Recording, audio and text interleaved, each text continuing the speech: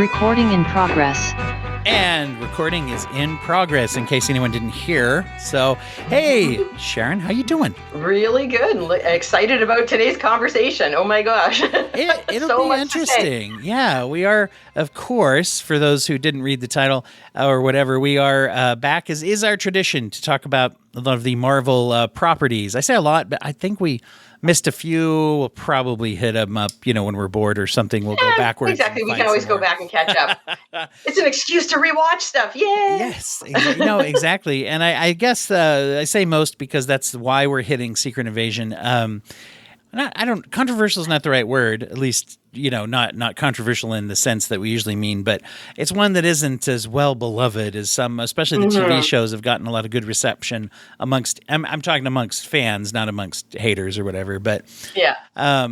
But this one, a little bit mixed, and maybe we'll touch on some of the reasons why we're not necessarily giving an acceptance or rejection critique as much as we are looking at the psychological underpinnings, which I think might have had a little bit. There was maybe a little inconsistency in things in the way people acted. That might have been something that weakened it. That might be why people are having that reaction to it. But I'm interested because we both had an insight into how this miniseries touches on relationships and things, and that's, I think, probably the main thing we'll focus on. But what did you think overall? Let's give our little gut reactions to Secret Invasion. Well, I put it this way. I think some of that inconsistency, in a sense, has to do with the nature of what it is and who people are, and who you find out they were, or where their bodies might have been located at the basement of a nuclear reactor. So that kind of stuff. So there were those kinds of things where it, in a sense, you were supposed to be put off. Right. Like if I heard Rhodey say Nick one more time, when you're like, okay, did you not see the thing in the other episode where it's like, nobody calls me Nick? Calls me Nick, right. When they were at Bob's house, those kinds of things. And there was also that thing where it was also about, you haven't been, he kept hearing from everybody, you haven't been the same since the blip. So I think a certain amount of it was about self-searching, but it was also self-searching in, and who you are in relationship to couples, and whether it was his marriage or whether it was other pairings. So different, whether it was Talos, whether it was with Maria, Sonia, like all of these different things. So it was interesting because there was coupling and partners all over the place, but that the most, for me, the one that I again was wonderful, and what I loved about it. And I think this is also maybe what I think some folks might have been off-putting is, oh my God, Nick Fury has a life and a spouse and a very nice house that I would love to have. Yeah, by the way, what about that? That is some fine architecture and designs and really nice prints. The only issue I had was how the books were organized when they were done in color blocking. I know that's all set deck and visuals, but the Dewey Decimal lover in me was just twitch.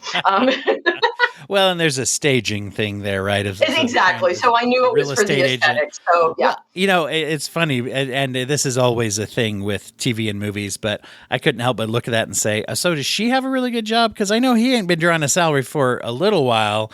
Right. He's gone rogue enough times. He's got some gaps in the job history, I'm sure. No, but a very nice house. And I think you're absolutely right.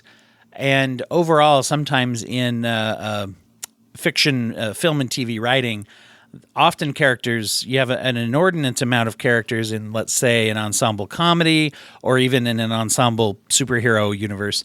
Most of them aren't going to be really married, and a lot of them won't have kids because we got to write for that once we have that. And and I think some of it's just practical and some of it's maybe laziness to be like, we don't know how to come up with compelling relationship issues other than getting together, right? I heard someone say a long time ago, if you believe movies, the hardest thing in the world is to get into a relationship and then you're fine. When it's actually the opposite, is like you can get into a relationship often and then have to work on it. So I did think that was an interesting thing that they went for, is here's someone who by the way, might even piss off some of our fans that he's, I don't know what, not the swinging swashbuckler solo Jedi as much as he is like, no, he's got a family, he has a wife, right? And And that he's been doing all this stuff, juggling family responsibilities, and that there's been, like everything else, that, this is all about the consequences of his life choices. And that's another thing I think that is another thing that was potentially interesting. I will go ahead and agree with anyone out there who thinks it wasn't as developed as it could have been. I have a lot of little beefs like that, I guess, with little bits in it. But I will say overall, it's kind of a daring thing to attempt and say, let's take this character and we're really going to get into his flaws.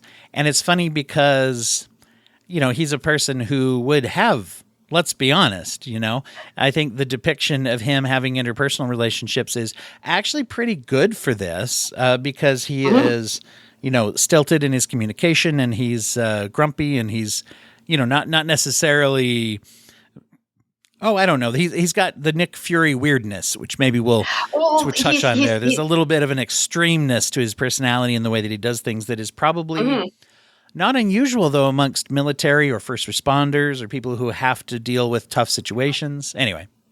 Yeah, there's definitely the compartmentalization, the efficiency, the precision. And again, with everything else that he's juggling, it's like actions speak louder than words. Let's just do the thing. I'm going to show up, and things like, I'm going to show up in Iron Man's living room and tell him, that there's this thing. And I just do the thing.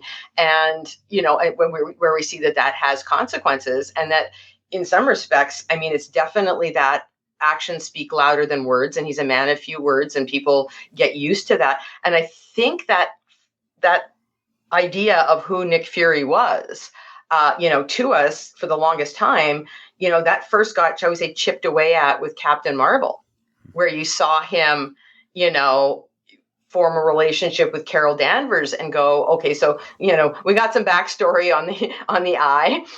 We've got some, backstory on, the Avengers Initiative. We've got these kinds of things, but we've also seen him, as we talked about before, forming a healthy relationship with Carol, and in a sense, her first non-toxic relationship with a man. So that is part of her own, recovery from trauma. And so now we see that again. So for me, I was like looking at it as like, this just makes Nick Fury like better. It's like, oh, look, here's this guy that's uber, on one level, uber macho, uber this, uber that. And people go, oh, well, whatever. And then you're like, yeah, but you know what? He gets all this stuff done. He's a highly effective leader, blah, blah, blah, all this other kind of stuff. And he's not toxic, which is usually what goes together with this. But then this was really nice because it was okay, so he's not toxic, but he's also not perfect.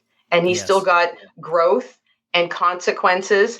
And that, maybe he does use his work to get away from personal, challenges. And hey, you know what, and would the blip affect him? Of course, like, put it this way, I think I would be more surprised if somebody came back from the blip and was exactly the way they were before, because I'm sorry, that's supposed to be a life altering thing, like any other weird traumatic or something or other, like you're always a little different, and then it's figuring out what it is, but having people rub it in your face in a weird way, is also not cool. Absolutely. Especially when you may have a role to play in being a person who should have been able to avoid that from happening, or you're part of the, right? You know what I mean? There's that element of it too. Which also, if you stop and think about it, makes it worse, right? Like think about, again, working in mental health, right? If you have your own mental health crisis, does this mean I'm a bad practitioner? No, it just means that you're a human being, and having a textbook knowledge and years of experience in something doesn't mean you're immune to it. But if anybody's going to, so people will should on us, but we'll should on ourselves twice as hard and kind of double down. And you're like, well, wait a minute, that's kind of gas on the fire. So that was the whole thing. Like, I totally think that was it. But again, that was the randomness of the 50% of the snap, right? So he had no say in this. I mean, he even talks about how there was a sense of relief, like, oh, I don't have to fight anymore. Oh, crap, now I'm back, now what? Right. So, yeah, I mean, I don't think he was going through a different process than anyone else, but there was more pressure put on him because of who he was. Mm-hmm. You're like, really? Is that cool? But it was interesting because, again, a certain amount of how, I think it was less about the blip and more about how he dealt with the blip, ended up on Saber, like doing all these other different things. It was like, okay, maybe it's not about that, but so much about how you responded and you went and dove back into your work. and you kind of left everybody hanging. Yeah. Yeah, one of the things that's interesting is you see a big thing about relationships and identities in here, and there's a let's say not so subtle symbology or symbolism here with people who can literally shapeshift, right? There's this, well, who is who, that does go a little deeper and beyond that as far as, well, who's my wife, who's my husband, who's my, not just literally who's who, but who are they really deep down? Who's my daughter, who's my dad, that kind of thing. Who's this person I've thrown in with? Like that. I did think it was kind of, I just mostly thought it was kind of, it gave me a chuckle how many of the plot points of this series seem to rely on nobody remembering that the Skrulls could change shape, because there were so many parts that were like, hey, come on. They're not acting like themselves. It didn't cross your mind that, anyway, especially the Skrulls seem to forget that they can do that. Or and exactly that you would normalize something to a certain point. And I think that was the part that I thought was interesting too. And especially, and I mean, and they did a really good job on the storytelling part, because you would see a character, and of course, your instinct, and again, maybe this is even what it plays into, that idea, oh, well, this is so-and-so. So you automatically fill in the blanks. Yeah. And then it's not till they get a bullet or something that they change. Right. And that's what I loved about Sonya. Sonya was just like the whole, like, I'm going to go in there, I get results. Right. First thing she does, cuts the guy's finger up. Okay, well, so now that we've got that sorted, boom, or gun to the guy's head. And then it's like, I'm just going to cap you. And okay, yeah, you're bleeding the right color. Okay, like, I don't have time for this. Like, she was the one person that had the whole, like, my shoot first, ask questions later is, I'm not going to guess, but then at the same time, she totally fell for Rhodey, and that's, and that was it. So it was interesting to see how that thing was like, people would get, shall we say, lulled into complacency at some point, no matter how diligent they were, even if they were willing to cut off people's fingers indiscriminately. Well, so that's one of the ones, or the things I wanted to touch on, was this idea that what do we do when we have lost a sense of control, especially when it has to do with trust and that type of element of relationships? Because if it's like, in this case, more literally, but in our real lives, it's more, kind of just like, I don't know that I know anyone, or I have had maybe a betrayal or a disappointment, or sometimes even in myself found that I'm relating to someone and it's not really, all that kind of element there. And when we are in that place, when we have lost a sense of control and safety, we try to grasp control. And sometimes you see people lash inward, and I think you could say like isolation, trying to do it all themselves, like kind of what we're seeing more with Fury's character. And then you mentioned Sonya is her name, the intelligence person that was going around torturing. Oh yeah, Olivia Colman, which again, I just like, oh my God, if I was ever going to be an SIS or MI5 agent, I want to grow up to be her.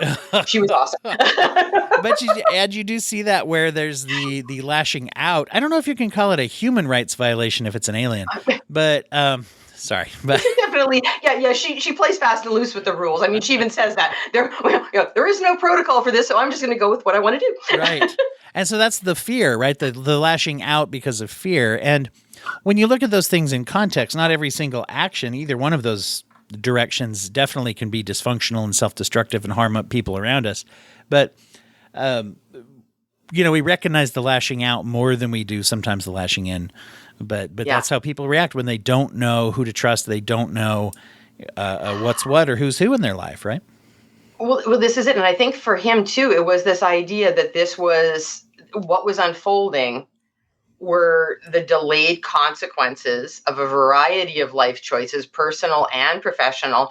And they were all coming to a head. And this was about, okay, yeah, I ran away from this stuff, but karma's jumping up and biting me in the butt, and I'm the only one that can deal with it. And that's where I think even a certain amount of his, like, I've just got to do this. And still that idea of that I'm trying to protect the people around me. But then how, and again, we've seen this before in other ones where you do that thing to supposedly protect someone. And it's like, you know what? Just giving the answer, just doing the thing, just having whatever, putting that thing out there that you're supposed to be putting out or communicating the thing is actually going to do more good.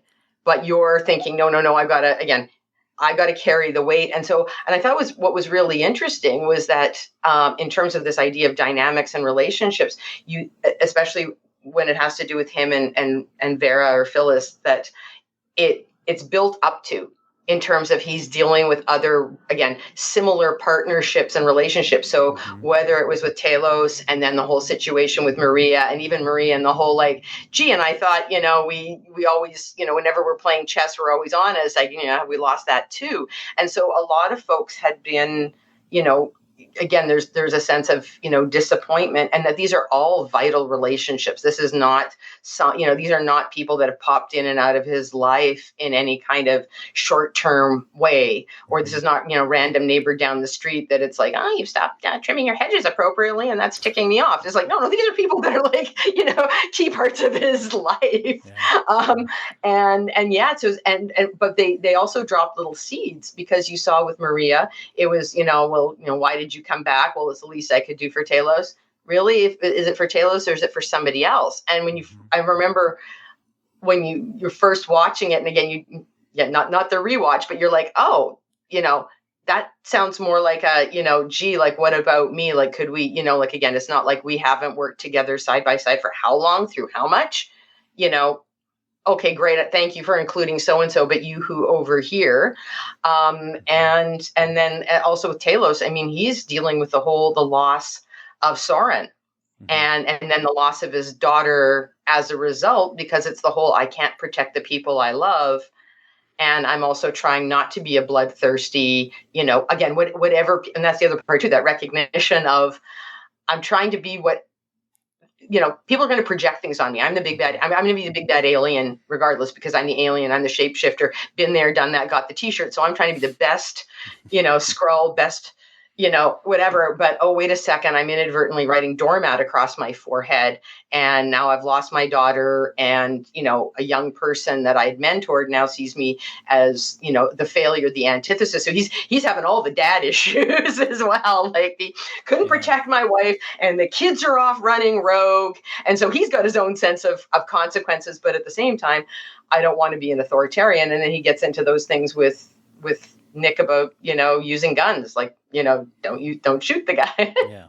Yeah. There's a real element of this too, which is not people that are in one group don't all act the same, which is another interesting thing. I think you can see that there's what I think was actually a really interesting conversation between Rhodey and Fury, when Fury is trying to relate to him as a black man in a system that's made for success of people who are white or rich and powerful, those things.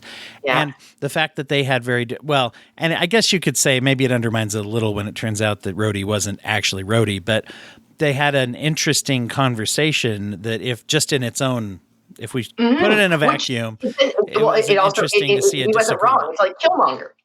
Killmonger. Like, there's a lot of times Killmonger's not wrong.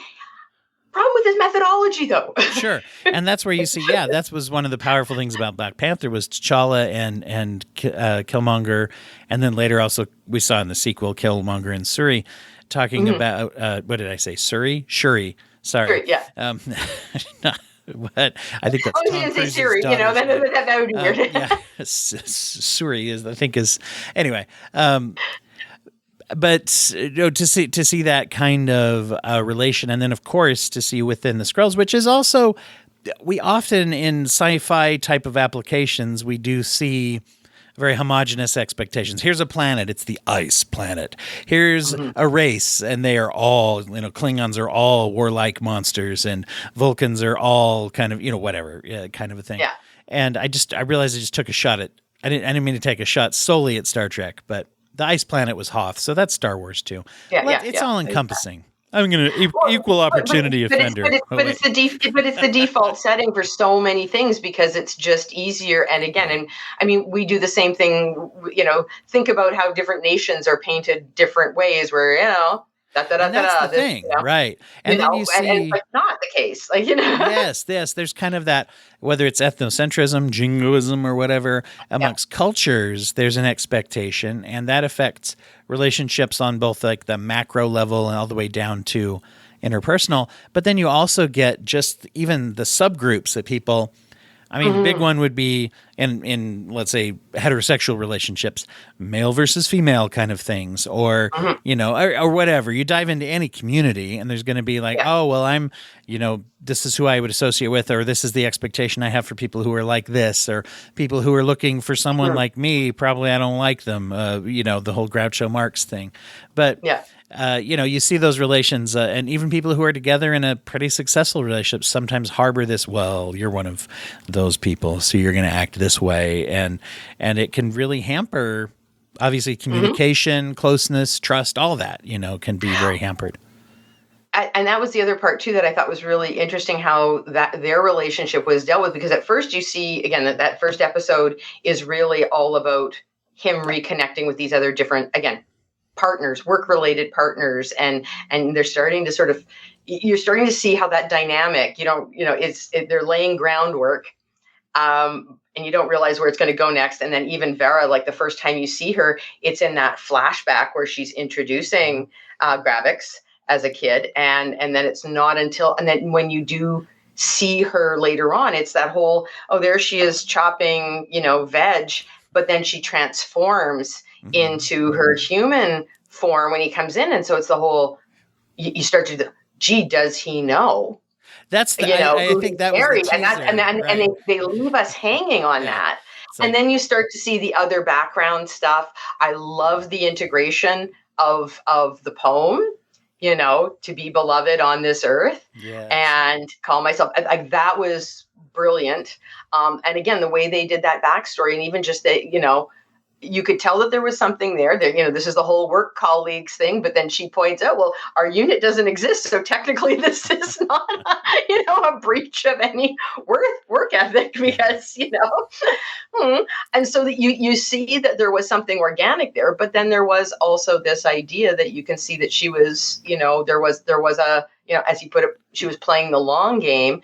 And so it was that combination of the setup plus the organic, and, which again is not the first time it's ever been used, but it was really interesting in how it played out and how it made them each question stuff, and her ongoing thing about, would you love me if I had always just been, the Vera that you saw there, that I never, sat there and scoped out a shape-shifting, an individual that you would find attractive in human form.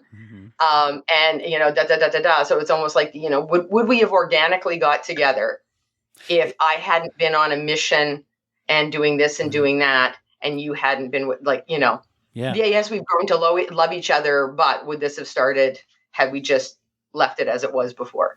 It's interesting to see those levels that I think are the kind of thing you do see in a relationship where you have two people been together a long time, there's been whatever there's been between them, and both very independent also in this case, which of course, if you're going to be married to Nick Fury, or, but to the same token, if you're married to a Skrull alien spy, then I guess, you both need to be independent people. And even in her human form, she's a successful medical professional, right? Oh, no, that's what her job, that's how they have the house. Yeah. Okay. Yeah. So, I mean, it's the whole, she got the whole, I'm a strong, independent woman, I don't need no man stuff. Yeah, fine, you're Nick Fury, just put the damn ring on when you walk in the front door.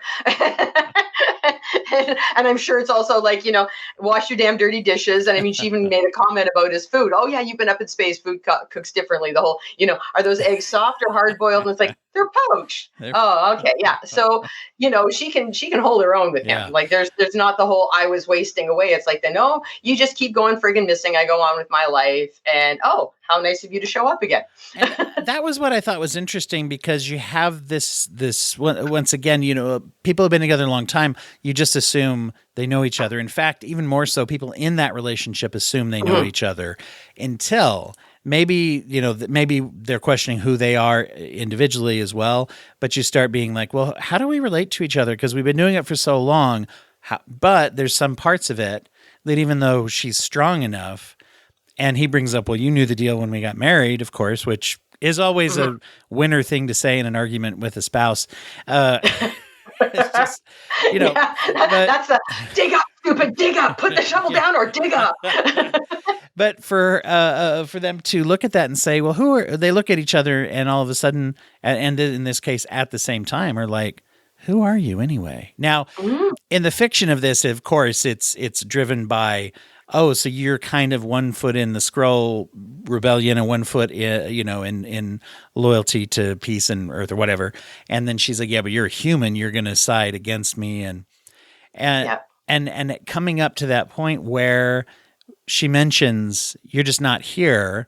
Well, you knew how it was going to be. And she's like, I know. And essentially says, like, I can take it, but I don't have to like it. And this last time, Mhm. and by the way, just because I knew, and this is the comeback, right, for that. That's why it's not a great conversation starter. Yeah, I knew what our deal was when we got together, but you were gone for 5 years and you barely acknowledged it. You didn't even come back Yeah. and say, yeah, it wasn't your fault because you got turned into dust. And so, but that's where I thought that part of their interactions when they were having these arguments, I actually thought that was fairly realistic depiction of a healthy discussion that was kind of, difficult with people who know each other and love each other very well. They've been around so long that it's like, look, we need to hash some shit out, basically. Well, that you've got so much shorthand that there are times when you can't use the shorthand and know what the other one's thinking. That you eventually get to the point where the communication it's like, okay, wait a second, this is the shorthand is not doing us any favors. In fact, after X number of steps, one level of information here connected to after X number of steps, you're like, okay, this is no longer about complete communication by look in the eye or whatever. It's there's a cumulative effect there. And I think it's a great example because, again, thinking about, how often, whether it's and again, superheroes, it's always the extreme version of something. So, the person that travels for work, or, we don't talk about our work because we both, Right. that kind of thing. So, it's always the amped up version. And and it was interesting because there was that kind of like, yeah, I get it. On some levels, we know each other and this and that, but sometimes you actually have to have the conversation. It's great that most of the time we don't, but after this, especially these big things, because you got the impression that it's like, oh, look, you came back from the blip and you showed up long enough to pack clean underwear to go to space. Really? Wasn't asking for a cruise on the Nile, wasn't asking for whatever, but again, dumping off your dirty laundry and you grabbing clean and buggering off again, not cool.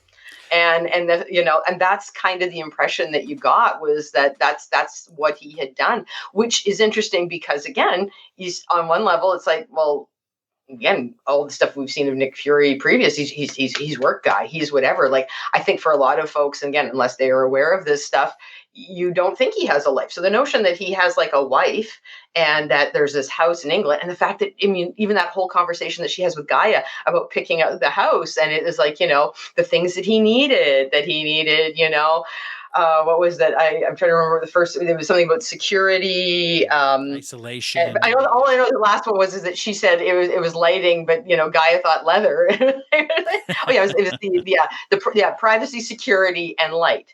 Mm-hmm. And so is that the house that you would think of when you think of Nick Fury? You probably think of some sort of like man cave or whatever. Sure, or a little like a safe house somewhere, right? Yeah, exactly. Not all that wonderful art and the green space and all these other kinds of things, and certainly not in England.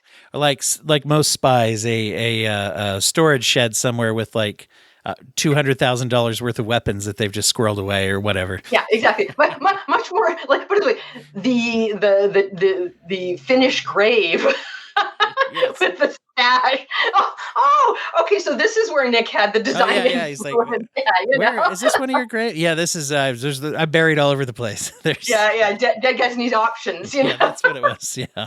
And I will say that one thing, a couple of things I think that require some clarification. I want to throw this out there because for anyone listening who has a problem, I'm going to offer a justification for that problem, and it's either good enough or not good enough, and you can decide if you like me or not after. But there is this one scene, because they're on separate sides of a war. Well, I won't get into my justifications yet. They do point guns at each other, and then they do like a bang, and they both shoot the wall, and then they say, okay, we really do love each other because we didn't kill each other, right? So I'm just going to throw it out there. It's still a comic book, and it's still a weird, like, comic book sci-fi espionage story. And that's, once again, under the realm of, we talk about the stronger kind of whoopsies or the stronger mistakes that superheroes make. Here's a superhero couple. And, it's like we're on opposite sides. And so is someone going to kill the other one? We don't know. And it was done as a dramatic way to say, this is how Nick Fury and his wife, who's an alien rebel / spy / double agent, this is how they finally ultimately had to confront this to know if they were really in love. And so that's where I say, well, okay, it's still that strong fiction. And this is my other follow-up. There's a bunch of movies out there about spies on different sides falling in love, and everybody, not me, from what I remember anyway, when it came out, everybody loved when Brad Pitt and Angelina Jolie were beating hell out of each other in Mr. and Mrs. Smith, and they were, I'm going to throw it under the umbrella of, I'll allow it, I guess is what I'm saying. But I also want to be, I also don't want to be insensitive to people who have been in domestic violence situations and life-threatening. So I guess I feel a little conflicted on that. Yeah, well, and put it this way, as a domestic violence survivor, yeah, there's definitely, and at the same time, though, it was one of those things where, again, within this fictional universe and within these two folks, and what you've learned about both of them, and especially to the fact that they had not, because a lot of times when you have these things play out, it's, how did they both find out? And how did they both come to the table? Stuff is starting to happen. He's, oh, okay, I've overheard the conversation, and gee, bad enough that Rhodey's not he's supposed to be.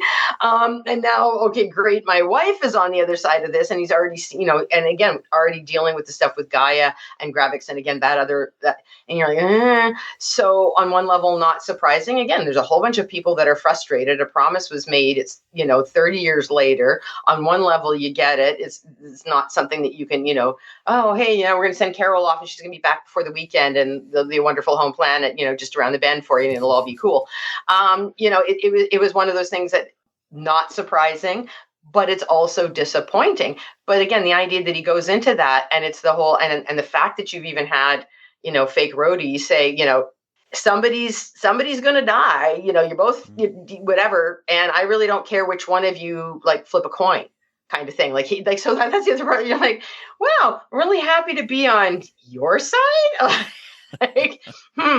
Thanks for having my back. So, that kind of thing where, and they get in there. And so the fact that it came to that, I think it's the fact that he called it for what it was. So it wasn't like there was a sneaky this wasn't the whole hand shot first kind of under the table thing. Right. It was okay, I know you're set up here to shoot me. Here's my gun too, boom. And to me, what it meant was more that idea that something comes to an escalation point. But that rather than shoot first, ask questions later, and have it actually escalate, it was like, we could come to blows with this. We could do whatever. And so that when there is the shots fired, it's like, this is what we each have to do because it's expected of us, but we're not actually aiming at you. So that's where, for me, as someone from a domestic violence perspective, on one level, yes, I had, okay, they shot at each other. And at another point, it was like, oh, wait a second. And again, they played out the drama, each other, right. Played out the whatever, but they both purposely missed. And I mean, I still love his line where it's like, I don't know if this means we, get a divorce or renew our vows. Right. And I will say, the whole, we've had the conversation. This is the elephant in the room has been shot. And it was a dramatic movie / comic booky kind of way to say, actually, in what we find out happens as soon as they fire their guns is that they were testing to see to the other person, do you love me or are you going to go with your side? And it does go into this whole thing that I think you can take it all the way to Romeo and Juliet, or you can take it to kind of a more realistic level, which is, there are people out there who would rather we weren't really together. Now, of course, I mean, there's a symbolism there of and I don't know if they earned this or didn't earn this, but you could say there's symbolism of interracial marriage. There's a symbolism there. Green girl. Which Yes. is a sci-fi trope.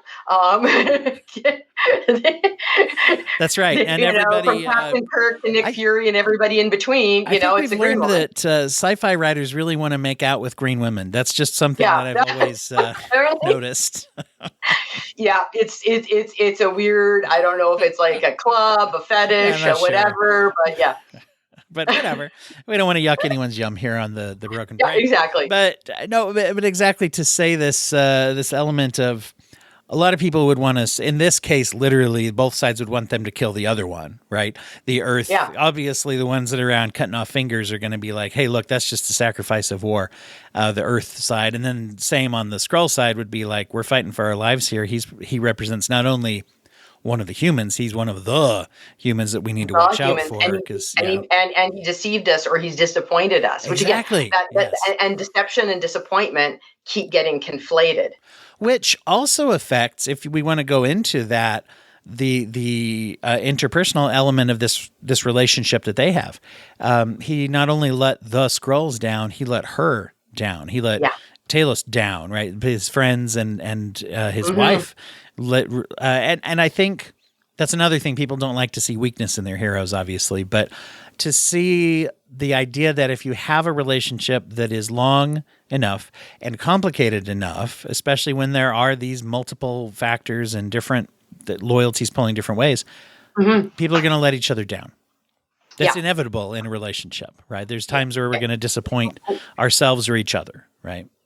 Yeah, we're fallible human beings, and that at some point something is going to happen, and somebody can have all the best intentions, and they're trying to do the whole under promise over deliver, but sometimes you make that promise that you don't realize is the over promise, and then, oh crap, I'm under delivering, and I failed them. And whether that's Talos and feeling that, again, and getting both internally and externally the message that he's failed as a leader, and then Fury and the whole, oh my god, I promised these people a planet and it's been 30 years, and did I screw up?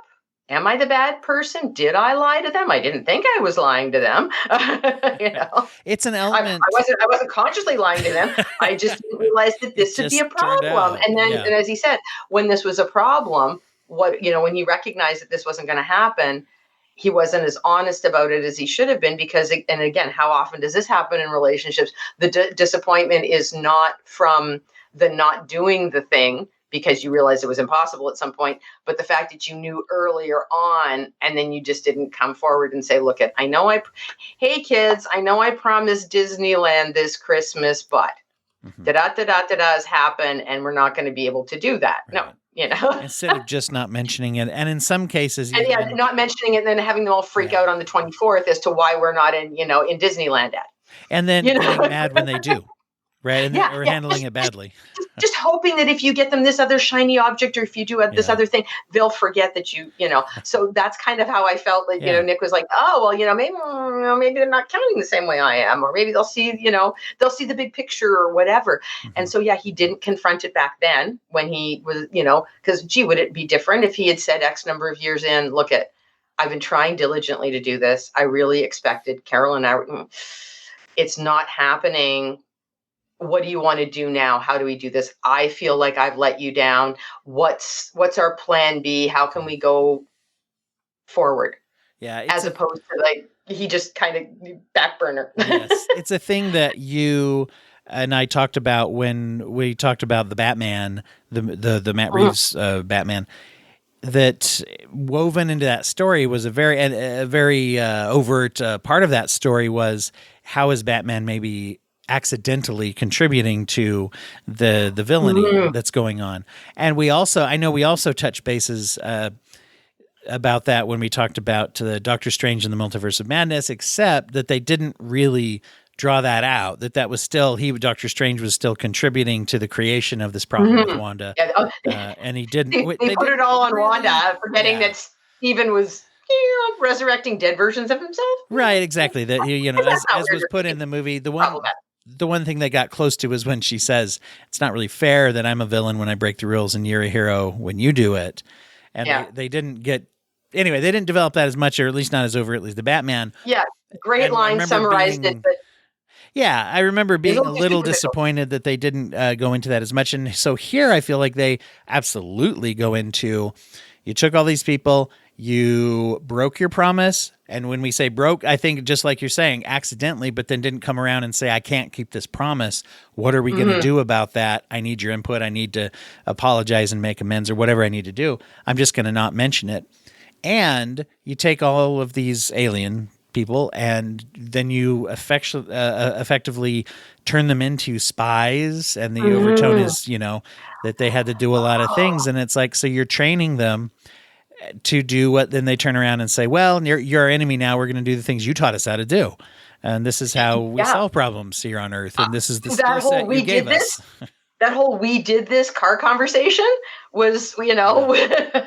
was brilliant because, and again, it reflected other parts of it, because it would have been there for Maria. It would have been there for, again, where it was this whole thing where, again, somebody made a promise, or somebody entered, there was some sort of agreement, understanding, some sort of dynamic in the relationship. One person realizes that they've lost control of it, but then the other person is still left doing what they're doing. And so again, how often in relationships where, again, especially it's the, oh, well, you're been at this a long time, you've got your habits, you've got your this, you've got your whatever, and it's the, yeah, but I was still over here doing, and whether it's raising the kids, washing the dishes, blah blah blah blah blah blah. Again, I get it, this was happening at work, or this was happening in your life, but you never told me that. And even the being fired thing, I mean, how much of that, how many, and not just in this show, but and this is across a variety of genres, this and that, somebody gets fired, and how long does it take for them to point out that they are no longer working, and that, in the very next scene, it's the, oh yeah, blah blah blah, a work thing, and like Fury falls right into that. There's the line, oh yeah, they need, oh, so are you coming or going? Oh, I'm going because it's one of those work things, Those da da work da da da. things. And you're like, oh, dude, like there's your, like, if we haven't already had stuff like saying you're walking away from problems and you're not communicating where you should, okay, now you've just stuck your foot in a big old pile of it. Like, there is no walking away from that. You got a big old Dalmatian Yeah. turd on your foot that you are going to be dragging around for the rest of the day, for the rest of the week, the rest of the series. Like, you better be like, try as you might, that's not coming off for a long time until you literally clean up the mess. And so that was it right there. But again, how often do we do that? Oh, I'll sort that out, Yeah. and then I won't really have to tell them. Or if I do tell them, it'll be like there was, again, this blip that pardon my use of the term, but this thing. And that's what I found it was. It was like this, but again, it's just at a superhero level, right? Yeah. It's just that, Rhodey fired you and took your really expensive booze, as opposed to, again, what would happen in normal life, and whether that's the getting fired, or the ding on the fender, and oh god, I have to do, no, I don't know how that happened, and you don't mention the episode at the grocery store where you might have lost your shit on someone, or or you did a thing with the grocery cart, or whatever the thing was that literally, and I mean, and I remember this with my kids, and it was always where the disappointment, you say, like, I don't, if you did something and it didn't turn out the way you wanted, or maybe you did something, you realized, it wasn't, you know what, don't lie to me about it, because what's going to get you in trouble is the lie, not the thing. And that's where and then in some respects, that in some cases, it's not a conscious lie, it's a lie of omission. And that's the other part of explaining, the whole thing about, well, just because you didn't, I don't know how that happened, Mom. I don't know why, blah, blah, blah, blah, Yeah. because I don't want to tell you that I had 15 friends over and blah, blah, blah, blah, blah. And so off the football team did X. And that's why, whatever is broken. I'm more worried about getting in trouble for that, as opposed to, yeah, so Mom, I did a dumb thing. Or again, situation with the couple. Yeah, so I was out grocery shopping. I was juggling my phone, this, that, and whatever. And yeah, the cart went into the brand new bumper. And yeah, now I got to do a thing. As opposed to like, gee, I don't know how that happened. Like, it's that kind of thing. And these were those kinds of examples just in the Marvel universe. Yeah, it reminds me with of how we lay the foundations for some of the relationship patterns that we then resent.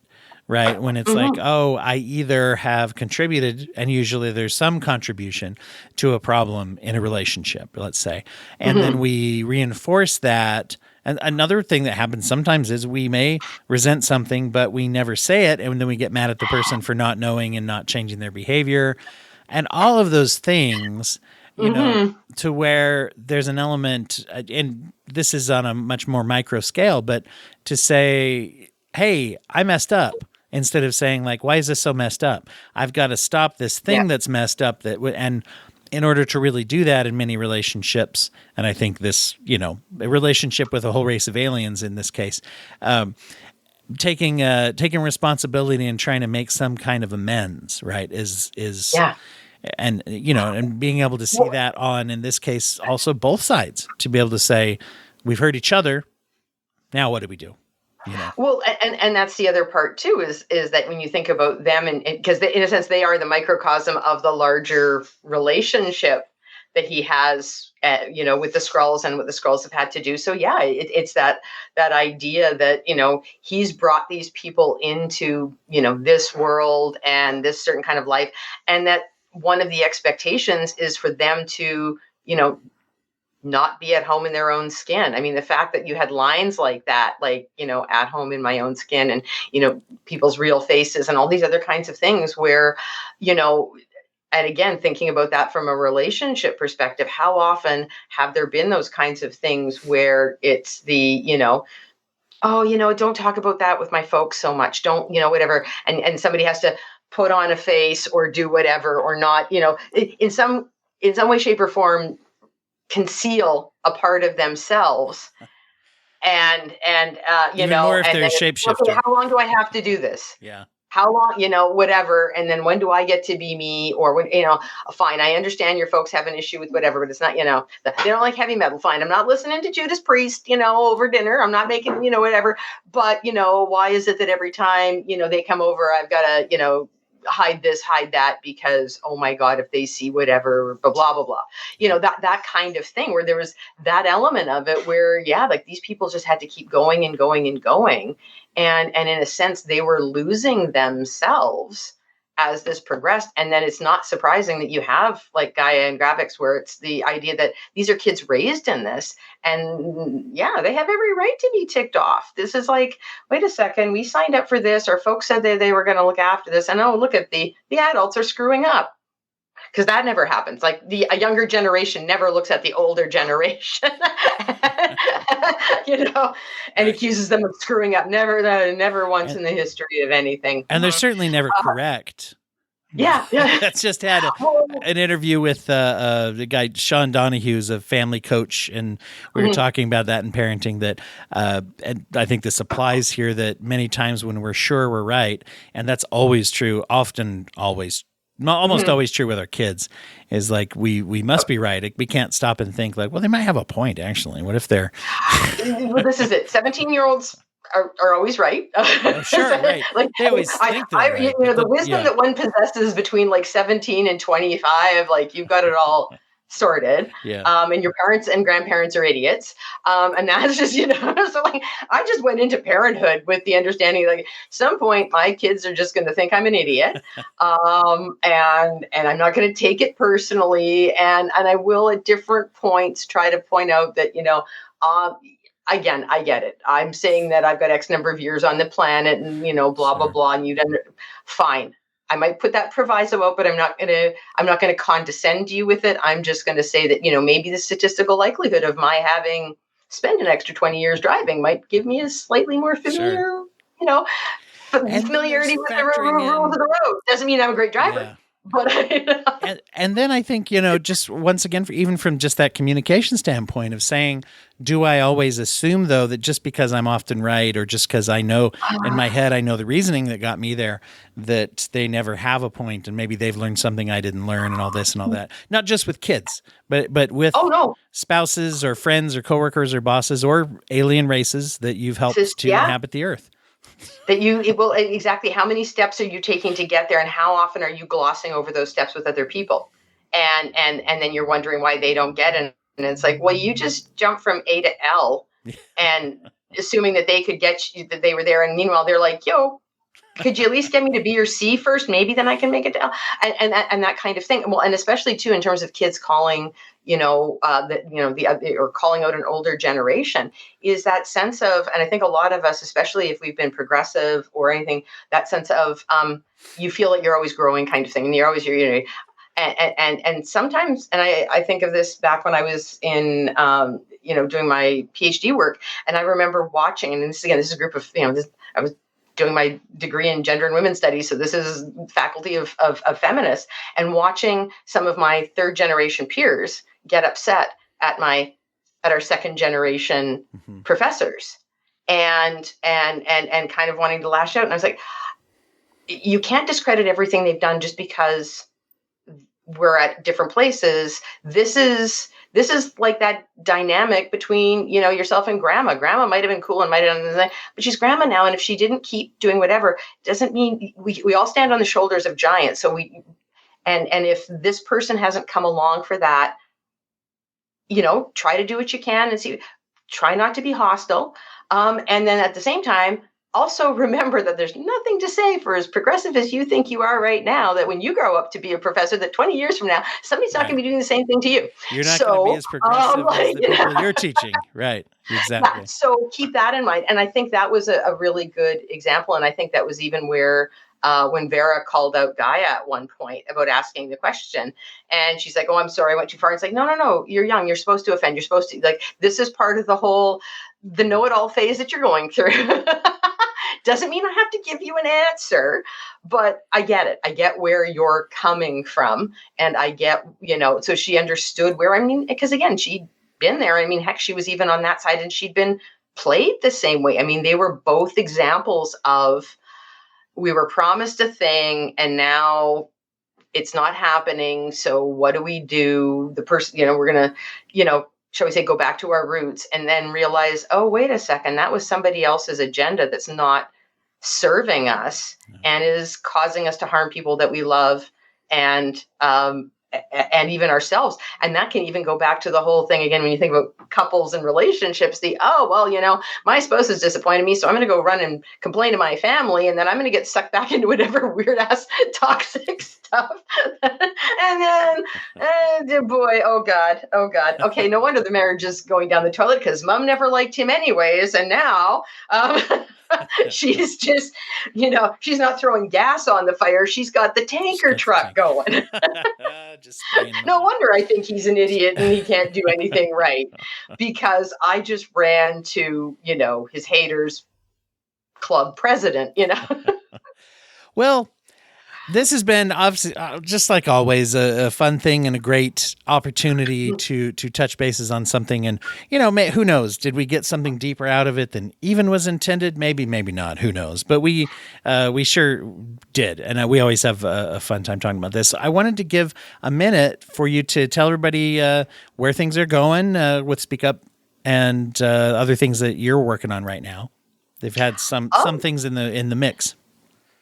Well, again, a lot of the same in running the programs, and looking forward to hopefully to getting out to a few cons out in my neck of the woods here in the fall, and developing some new programs in the BTS realm of the project as well. Turns out one of the members in the recently published book mentioned that he wanted to be a clinical psychologist, and his whole career arc basically spells that out from peer support to lyrical content. So hopefully writing and publishing a paper about that. So yeah, all fandom and mental health all the time. Awesome.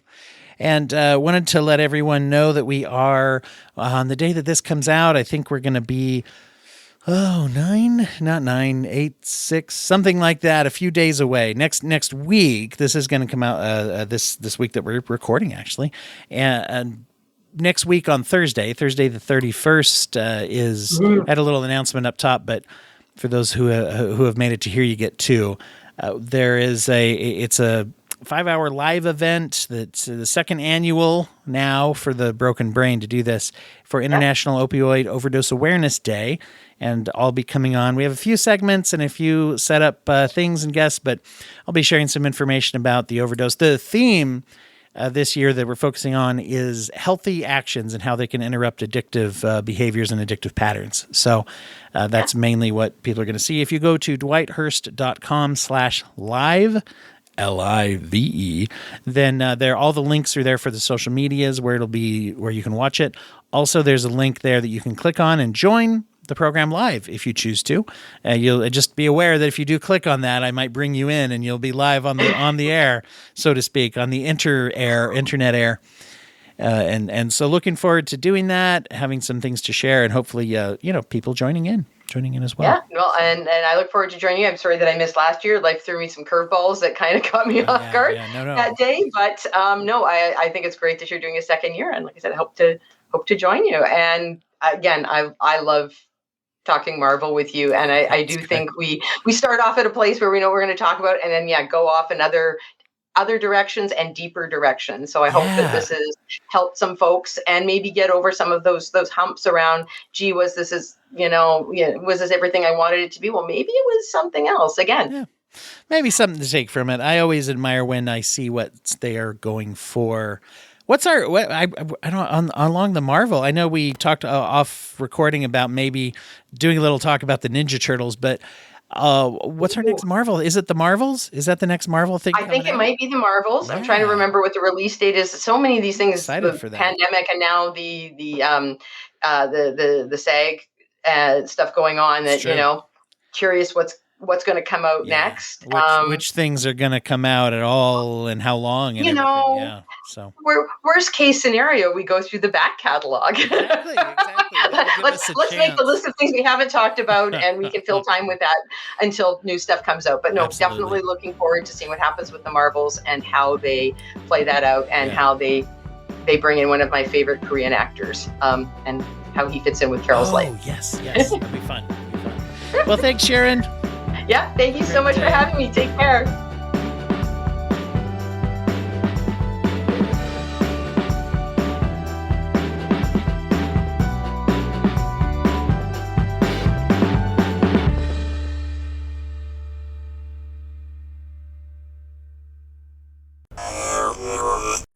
Thank you for listening to the Court Arts Podcast Network. To listen to more Court Arts shows, visit courtemparts.com.